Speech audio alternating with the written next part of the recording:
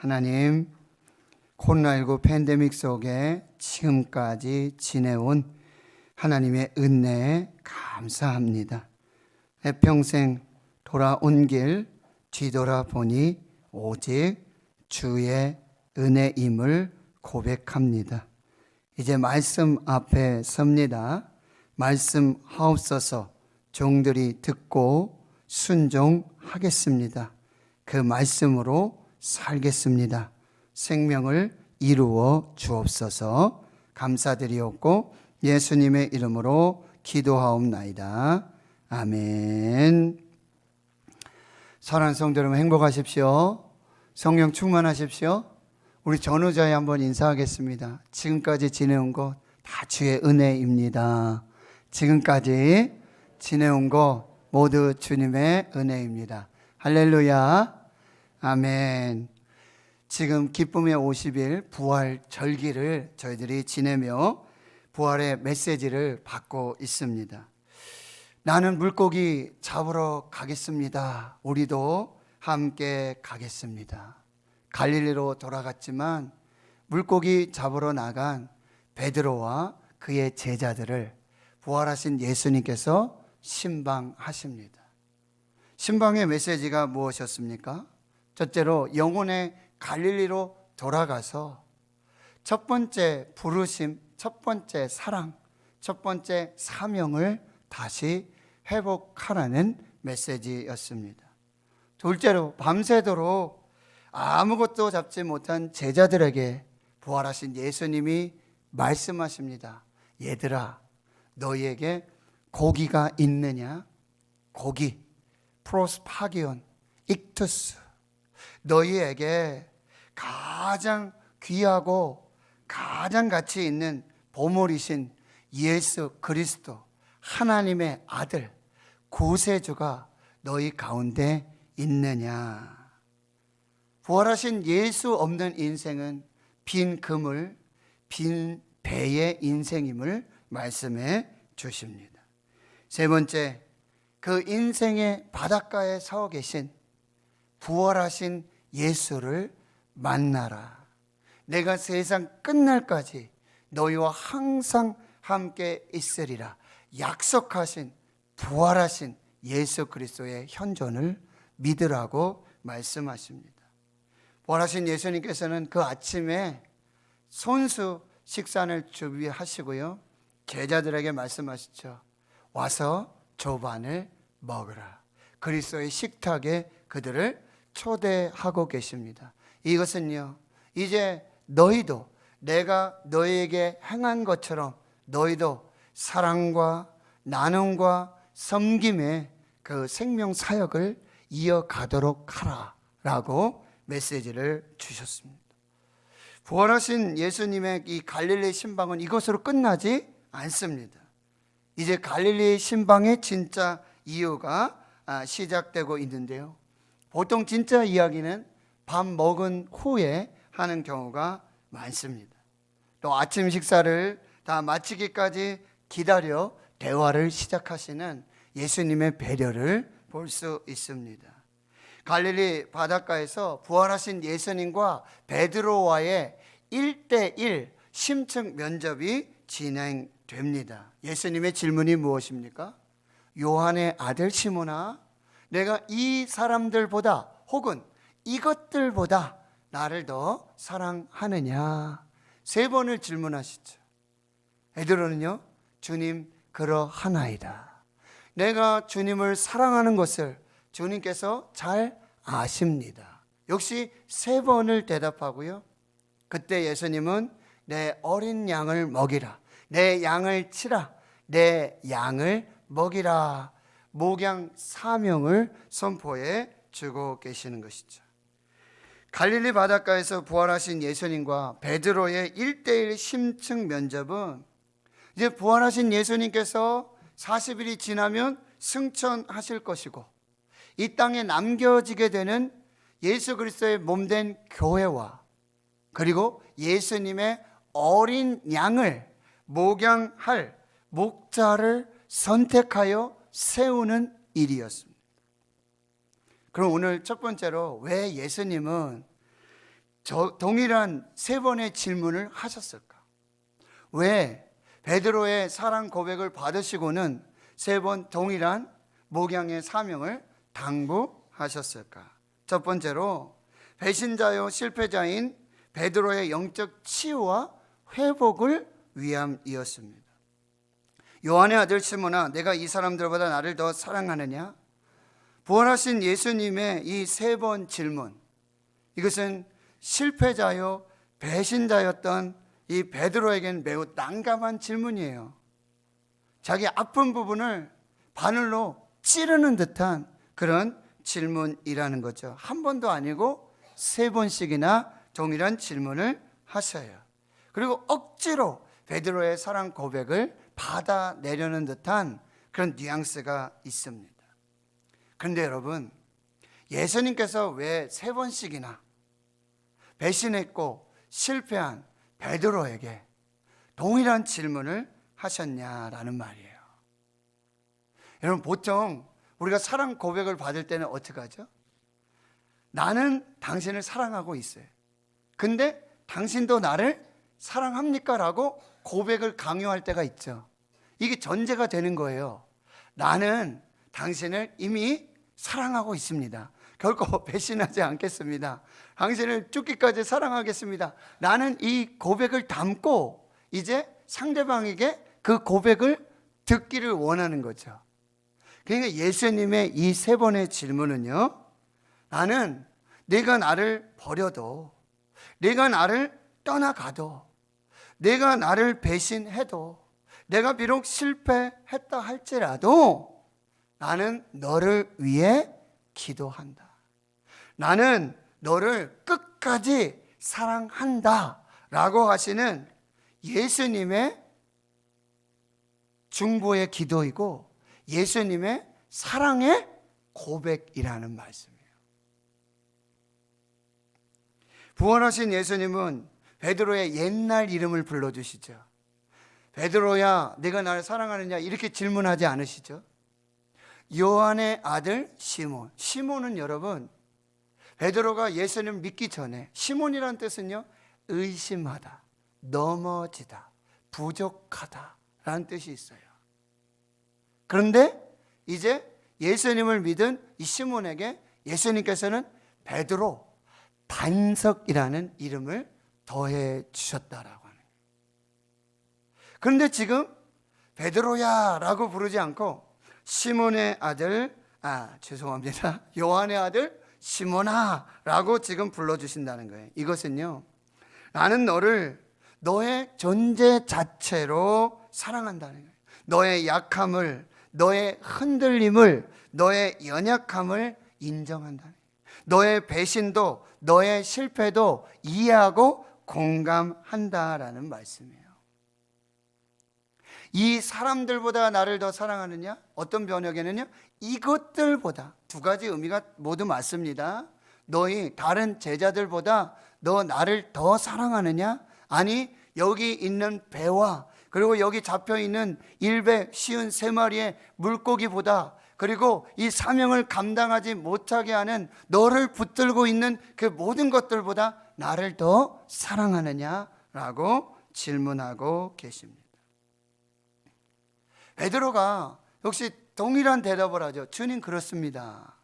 내가 주님을 사랑합니다. 그것을 주님이 잘 알고 계십니다 라고 화답하고 있는데요, 어떤 번역에 보면 예수님이 질문할 때 여러분, 사랑의 단계가 이 육체적인 사랑, 에로스, 그 다음에 아주 친한 친구 우정의 사랑, 필레오, 그 다음에 하나님의 신적 사랑, 무조건적인 사랑, 아가파의 사랑, 이런 단계를 두지요. 그런데 첫 번째, 두 번째 예수님의 질문에 내가 나를 사랑하느냐라는 질문은 아가페로 질문을 하세요. 그런데 베드로의 대답은요, 두 번째 단계밖에 안 돼요. 필레오로 대답을 해요. 그런데 세 번째 예수님의 질문에서는 예수님이 낮추세요. 그래서 필레오로 나를 사랑할 수 있겠느냐? 그러니까 예 주님, 내가 부족하지만 필레오로도 주님을 사랑합니다 라고 고백하게 돼요. 그럼 왜 베드로에게 이 세 번의 고백을 받으셨는가라고 하는 거예요. 그럼 베드로는 지금 배신을 하고 실패하고요, 제자들 무리 속에서도요 중심을 잡지 못하고 그 아픔과 부끄러움, 창피함으로 정말 눈을 들 수가 없어요. 얼굴을 들을 수 없는 그 상황이에요. 그런데 거기에다가 예수님이 또 질문을 하시는 거예요. 요한의 아들 시몬아, 내가 이 사람들보다, 이것들보다 나를 더 사랑하느냐라고 질문하신단 말이죠. 그때 베드로는 3번의 동일한 고백을 통해서 그 마음의 상처와 아픔들, 그 창피함, 부끄러움들을 이제 바로 그때 그 자리에서, 그 부인하던 그 자리에서 내가 주님을 사랑합니다. 나는 주님과 한 무리였습니다. 나는 주님을 따르는 사람입니다. 나도 갈릴리에서 함께 있었습니다. 나도 예수님과 함께 십자가에 못 박혀 죽겠습니다 라는 고백을 그때 했어야 되거든요. 근데 그걸 하지 못하고 지금 창피하고 부끄럽고 이 아픔과 이 묶임 속에 있을 때 이제라도 이 베드로는 주님, 제가 주님 사랑합니다. 제가 주님 사랑합니다.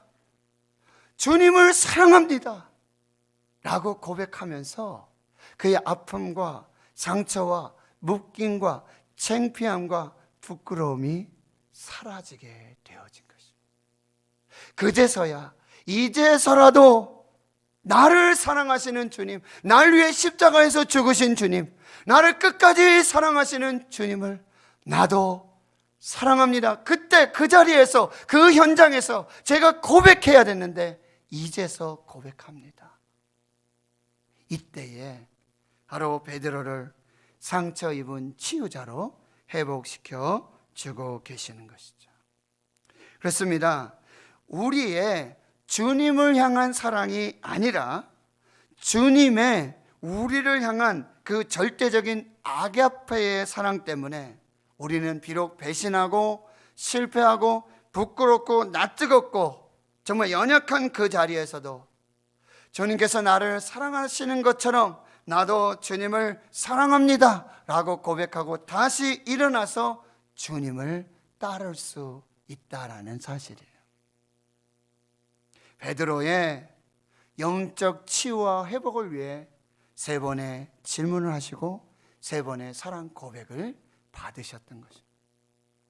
2번째로 베드로에게 이 보냄을 받은 자, 즉 사도로서의 정체성과 사명과 직분을 회복시키기 위함이었어요. 새롭게 주시는 사명의 위탁이었습니다. 사도는 어떤 사람이에요? 복음을 위해 부름을 받았고 복음을 위해 보냄을 받은 사람이에요. 베드로는 이제 사람을 낚는 업으로 나를 따라오너라 부름을 받았어요. 바로 피싱의 소명, 전도자의 소명을 받게 되었어요. 그런데 오늘 이 자리에서 부활하신 예수님께서는 이제 내 어린 양을 먹이라, 내 양을 치라, 내 양을 먹이라 라고 하는 이 셰퍼딩의 소명, 즉 목자의 소명을 새롭게 주고 계신다는 거예요. 베드로는 부르심과 사명을 따라 평생 2가지 일을 해야 돼요. 하나는 잃어버린 영혼을 찾아 전도하는 사람 낚는 사역을 감당해야 되고, 둘째로는요, 이제 주님이 주신 것처럼 주님께 돌아온 많은 양들을 이제 돌보고 먹이고 인도하고 양육하는 그 목자의 사명을 감당해야 된다는 거예요. 전도자의 사명과 이 목자의 사명 중에 옳은 게 더 어려울까요? 질문이 어렵습니까? 그러면 다시 질문을 바꿔볼게요. 여러분, 그러면 아기 낳는 게 어렵습니까? 아기 기르는 게 어렵습니까? 둘 다 어렵습니다. 그런데 제 아내도 하는 얘기를 들었고 어르신들이 하는 얘기 들었어요. 무슨 얘기예요? 차라리 저놈 내 뱃속에 있었을 때 내가 조금 그래도 좀 나았는데 라는 말씀을 들은 적이 있어요. 무슨 얘기일까요? 낳는 것보다 기르는 것도 꽤나 어렵고 힘들다라는 말씀이겠지요. 그렇다면 여러분, 전도하는 사명하고 이 전도한 자들을 정말 양을 돌보듯이 보살피고 돌보고 인도하고 양육하는 이 목양의 사명은 얼마나 어렵겠냐라고 하는 거죠. 그런데 이 어려운 사명을 지금 부활하신 예수님께서는 이미 배신을 경험했고 실패를 경험했던 이 베드로에게 이제 너는 전도자의 사명뿐만 아니라 사람을 낚는 어부의 사명뿐만 아니라 이제는 그 영혼들을 돌보고 인도하고 보살피고 먹이고 살려야 할 그 사명을 더하여 주고 계신다라는 사실이죠. 이 얘기는 무슨 얘기예요? 예수님은요, 우리가 배신했다고, 우리가 실패했다고 우리의 사명을 빼앗아 가시는 분이 아니라 오히려 우리의 배신과 우리의 실패의 그 자리에서 다시 일어나서 이제는 더 중요하고 더 막중한 사명을 맡기는 그 자리로 우리를 불러주고 계신다는 사실이에요.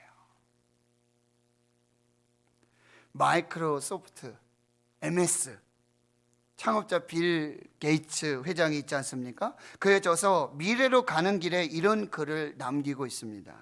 나는 내 기업을 경영하던 초기에는 성공의 가능성, 성공의 경험만을 가지고 사람을 쓰고 고용했지만 이제는 생각이 달라졌다. 나는 이제 되도록 실패의 경험을 가진 사람을 고용하고자 한다. 왜냐하면 실패도 자산이기 때문이다. 그러나 나는 무조건 실패한 사람을 쓰겠다는 것이 아니다. 나는 그들에게 실패를 통해 무엇을 배웠는가를 먼저 묻고자 한다. 실패도 자산이고 이 실패를 통해 배운 것이 있고 교훈이 있다면 그는 비록 실패한 사람이지만 다음 기회를 박탈당할 자격은 없다라는 사실이죠. 실패를 통해서 가장 큰 실패가 무엇입니까? 실패를 통해서 아무것도 배우지 못한 것이 가장 큰 실패라는 이야기도 있습니다. 이 빌 게이츠 회장의 일꾼 고용의 정신이 바로 하나님의 사람을 쓰시는 방법이라는 사실이에요. 그래서 한 성경학자는 성경 속에 나타난 하나님을 이렇게 정의하고 있습니다. God of the second chance. 두 번째 기회를 주시는 하나님이라고 하나님을 정의하고 있는 거예요. 성경 인물 중에 자기 아내를 누이라고 거짓말을 한 아브라함에게도 두 번째 기회를 줬어요. 아버지를 속이고 장자권을 부당하게 찬탈한 야곱에게도 다시 믿음의 조상이 되는 기회를 주십니다. 애굽인을 살해하고 미디안 광야에서 잊혀진 모세를 떨기나무 불꽃 속에서 그의 이름을 부르시며 다시 한번 출애굽의 사명을 주시는 거죠. 그는 나실인이었습니다. 그러나 타락했죠. 그는 장사였어요. 이 삼손에게도 이번만 나를 강하게 하옵소서라는 그의 기도를 들으시고 마지막 명예회복의 기회를 주고 계신다는 거예요. 충신을 사지로 몰아넣었어요. 살인을 교사합니다. 그리고 그의 아내와 간음하고 자녀를 낳습니다. 이 다윗에게도 하나님의 마음에 합한 사람으로 삶을 마무리할 수 있는 두 번째 기회를 주고 계신다는 거예요. 아수로 니느웨의 구원의 사명을 붙들고 니느웨로 가야 할 그 하나님의 선지자가 다시스로 향하는 그 배를 타고 배 밑에 가서 잠자고 있는, 그러나 그에게도 여호와의 말씀이 두 번째로 임하니라 라고 하는 두 번째 기회를 주고 계십니다. 부활하신 예수님은요, 지금 사도로서의 정체성을 잃어버린 이 베드로에게 두 번째 기회, 두 번째 은혜를 베풀고 계시는 거죠.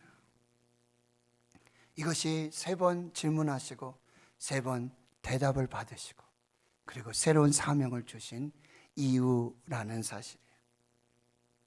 그리고 세 번째는요, 바로 선한 목자의 최고의 자격은 사랑임을 가르쳐 주시는 거예요.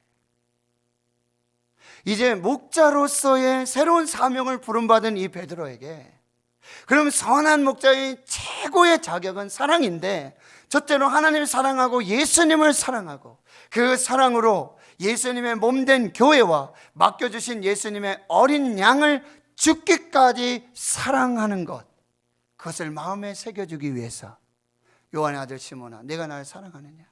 예, 주님 사랑합니다. 주님이 다 하십니다. 내 어린 양을 먹이라, 내 양을 치라, 내 양을 먹이라고 말씀해 주고 계십니다. 여러분, 코로나19 팬데믹 속에 최근 이런 조사 자료가 있었다고 합니다. 목회자 중에 90%가 이 목사로서 목양의 일은 매우 보람 있는 일이긴 하다. 그러나 스트레스를 너무 많이 받는다 라고 10명 중에 9분의 목사님이 그렇게 대답을 하신 거예요. 여러분, 실제로 목회하는 것, 목양하는 거 쉽지 않아요. 양을 치는 거 쉽지 않아요. 여러분, 야곱의 고백을 한번 들어보세요. 야곱이 외삼촌 집에 가서 20년간 양을 치잖아요. 근데 그 삼촌에게 하는 얘기가, 내가 이와 같이 낮에는 더위와 밤에는 추위를 무릅쓰고 눈붙일 겨를도 없이 지냈습니다. 20년 동안요, 저 낮에는 더위와 싸웠고요, 밤에는 추위와 싸웠고요, 잠도 못 잤어요. 그거 아세요, 삼촌? 라고 얘기하는 거예요.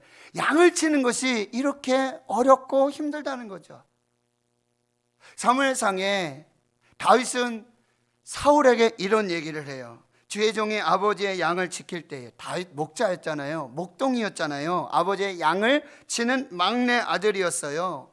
그런데 사자나 곰이 와서 양떼에게 새끼를 물어가면 내가 따라가서 그것을 치고 그 입에서 새끼를 건져냈다. 그것이 일어나 나를 해오고자 하면 내가 그 수염을 잡고 그것을 쳐 죽였나이다. 여러분, 양을 치는데요, 사자와 곰이 기습해서 와요. 근데 그 축이 나면 안 되잖아요. 그러니까 싸워야 되는 거예요. 양을 뺏어가면 죽기를 각오하고 양을 건져내야 되고, 여러분, 양을 치는 일이 이렇게 어렵다는 거죠. 목양이에요. 목회도 이렇게 어렵다라는 사실에 잠언 27장 23절에 내 양떼의 형편을 부지런히 살피며, 부지런히 다니면서 살피면서, 그리고 내 소떼의 마음을 두라. 기가 막히죠. 제 마음이 조금만 흐트러지면요, 양들의 마음도 흐트러지면 기가 막히게, 그들을 향한 관심과 그들을 향한 사랑, 그들을 향한 섬김, 그들을 향한 보살핌이 조금만 흐트러지면요, 동일한 피드백이 오는 것을 보고 저는 깜짝깜짝 놀란다는 사실이에요. 예수님 누가복음 15장에 이런 비유를 하세요. 양 100마리가 있었는데 한 마리 잃어버렸어요. 근데 그 목자는 어떻게 하냐 말이에요. 99마리를 그 들에 놔두고 그 잃어버린 한 마리의 양을 찾기 위해서, 그리고 찾아오고는 어떻게 해요? 잔치하자고 그런단 말이에요. 그게 목자의 마음이고 목양의 일이라는 사실이에요.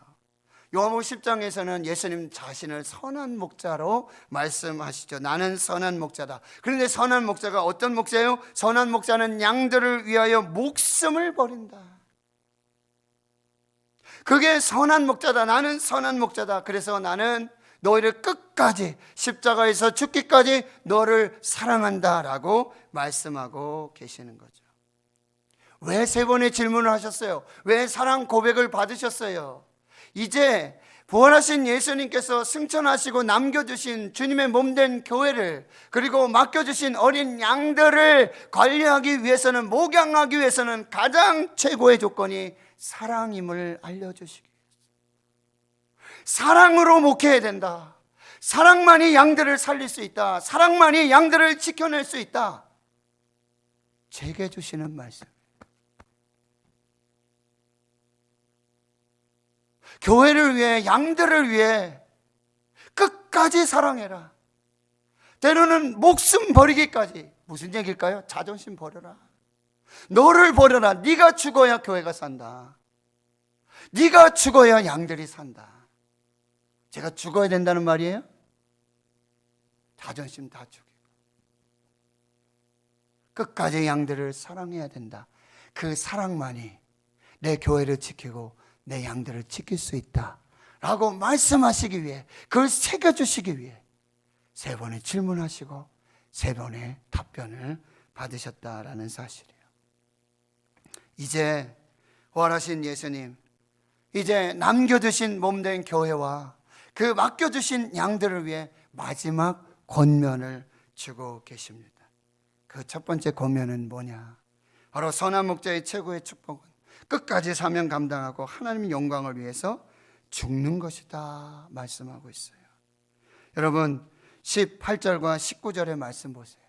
내가 진실로 진실로 내게 이르노니 내가 젊어서는 스스로 띠띠고 원하는 곳으로 다녔지만 늙어서는 내 팔을 벌리리니 남이 내게 띠띠우고 원하지 아니하는 곳으로 데려가리라, 이 말씀을 하시면, 네가 젊어서는 네 마음대로 다 다닐 거야. 네가 원하는 거 다 하면서 다닐 거야. 그런데 늙어보면 내 팔을 벌려. 베드로는 실제적으로 주님 이렇게 십자가에 죽으셨는데 나는 주님처럼 죽을 수 없습니다. 나는 거꾸로 십자가에 못 박혀 죽겠습니다. 그렇게 순교했던 사람이 바로 베드로예요. 남이 내게 띠띠우고 네가 원하지 않은 그곳으로 데려갈 것이다. 이것은 네가 죽을 때에 하나님의 영광을 위해 이렇게 죽을 것이다.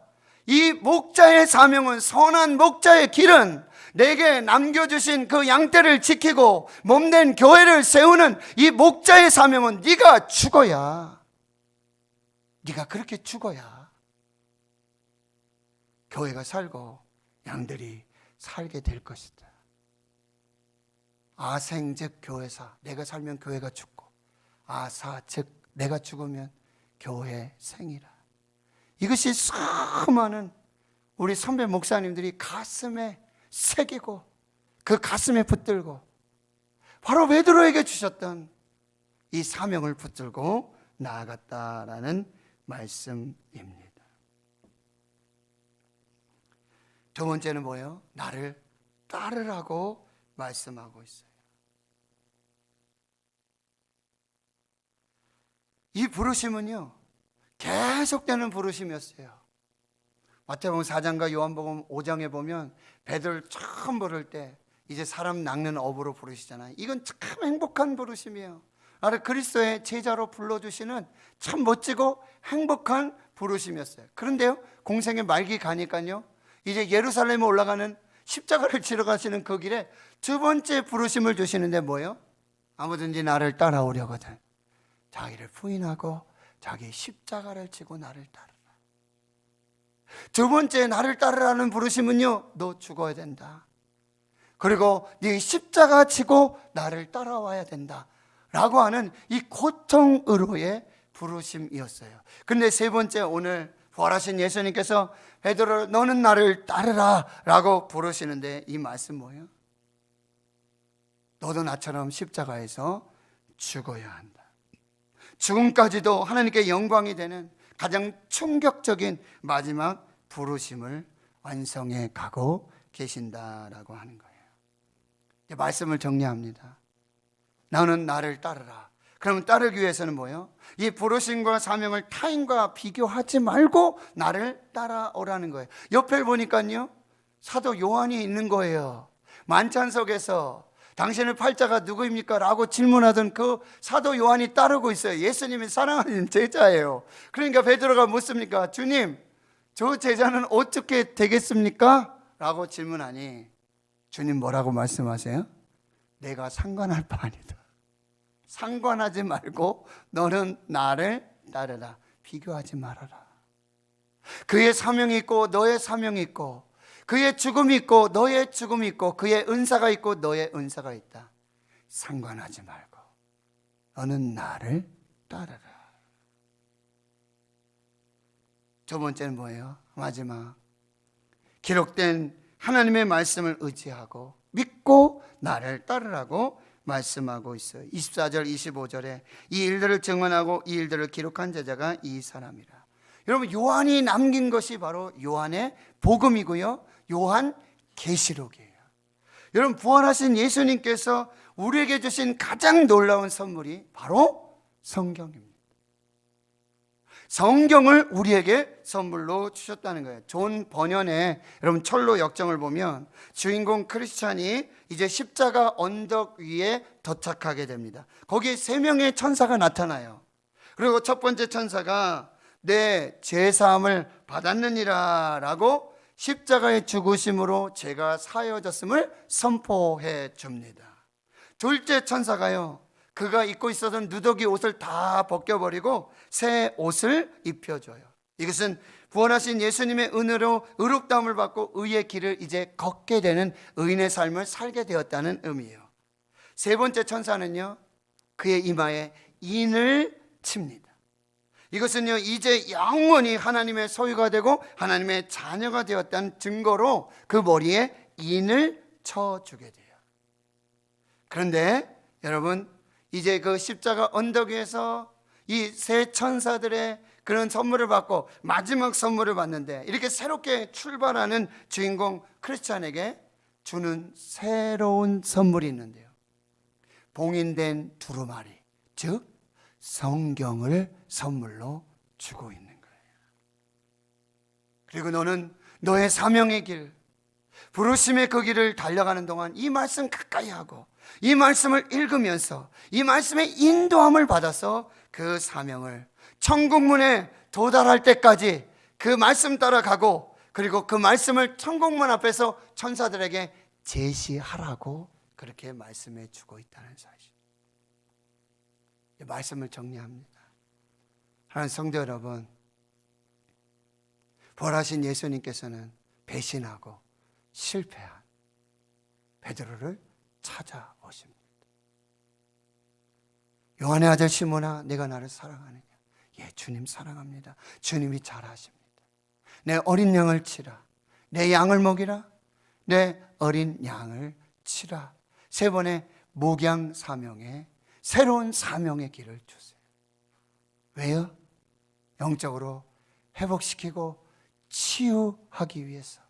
새로운 목양 사명의 부르심으로 두 번째 기회를 주시는 은혜의 하나님을 보게 되고요, 그 목양의 가장 중요한 조건은 사랑임을 마음에 새겨 주십니다.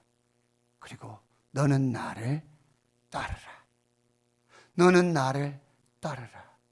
비교하지 말고, 그리고 너에게 주어진 이 말씀을 붙들고 끝까지 나를 따르고 이 사명을 완성하라. 오늘 성령께서 저와 여러분에게 주시는 하나님의 말씀인 줄 믿습니다. 이 말씀으로 사시고 이 말씀의 영광을 누리시는 복된 주의 성도님들 되시길 주의 이름으로 축원합니다. 하나님 감사합니다. 오늘 우리 불러서 예배하게 하시니 감사합니다. 우리도 배신했고 우리도 실패한 베드로였습니다.